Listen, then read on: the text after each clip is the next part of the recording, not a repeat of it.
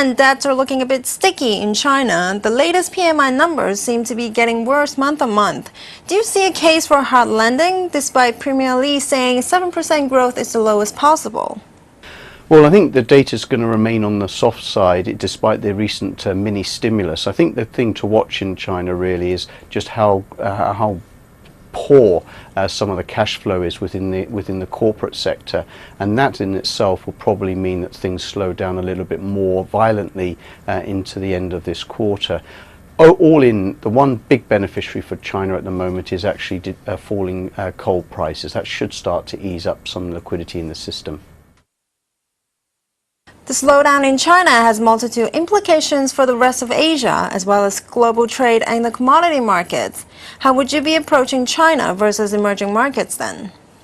Well, the recent mini stimulus is not necessarily very favourable for commodity producers, and I think there's still going to be a switch ongoing, which is from Latin America and Africa into the North Asian emerging markets, including China, on a relative basis, and I think that's going to be an ongoing theme for the next 6 months.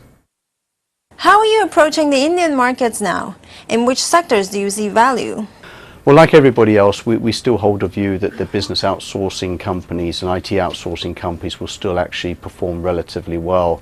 Unfortunately, we would think that the domestic slowdown is going to gather a bit more pace, and until we see those energy prices starting to decline, as I said, I think India is going to experience much lower growth, and probably foreign investors are going to remain reluctant to buy into the market. And what are your views in terms of investing in defensives versus cyclicals? Well, we've had a cyclical bias since the beginning of the year, mostly led by our view on the US. The key thing for us over the next 6 months is that we see now that the inventory is pretty much cleared in Europe, and that ought to mean that industrial production numbers pick up. And equally, we're starting to see some sort of leveling off in demand in emerging markets. So the bottom line really is that you want to remain relatively buoyant, bullish on the cyclicals, perhaps the commodity stocks, and that really, as I said, is going to be led by the developed world this time round rather than the emerging market economies.